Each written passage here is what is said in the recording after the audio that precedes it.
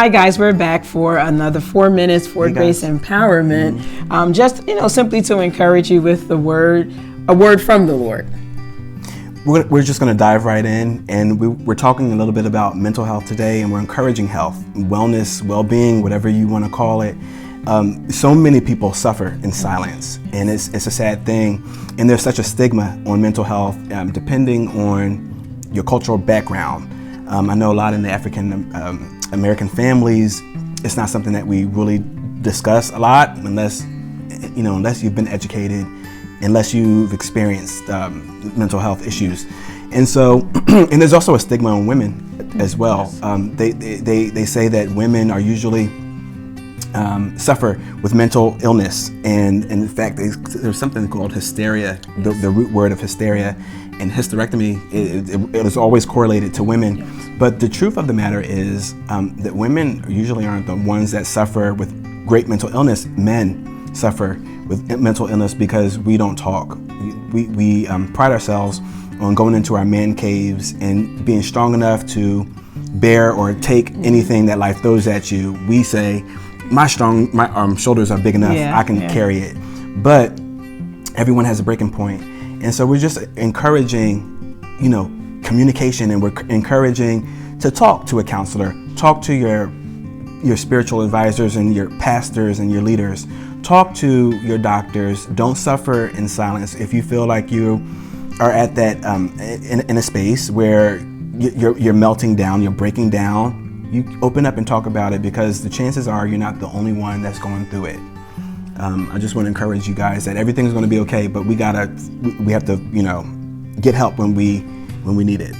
Yes, and I'm an advocate for mental health. I'm studying to be a social worker, and I'll be done soon. And we deal with all aspects of life. And like Kevin mentioned earlier, a lot of times, especially amongst the African American culture and in the church, it's something that's kind of shunned or pushed underneath, the carpet. But we want to encourage everyone that if you're struggling with any type of mental health issues, whether it be depression or suicidal thoughts, or maybe even hearing thoughts, that you may acknowledge it and then move forward with getting the help that's needed. So I've heard, in the times past that, when it comes to mental health, that, we just kind of like I said, keep it quiet. But the word of the Lord, it directs us back to 3 John, and it says, "Beloved, I wish above all things that you may prosper and be in health, even as the soul prospers." So to me, that's wisdom. Yes, we want our soul to prosper, but God He even cares about our health, and not just our physical health, but our mental health, so that we can be, in a place where we're thinking clear, where we're able to be transparent and be able to be used in the proper way. Yeah. So God is concerned about our health, mental health, physical health, not just concerned about our spiritual health as well. So I want to encourage you, like I said a few minutes ago, if you're struggling with anything, you can even reach out to us, call us. We have the information that's needed to point you in the right direction to get the help that you may need. Yeah, fear is a real emotion, and so is anger, and so is being overwhelmed and having anxiety. Yeah.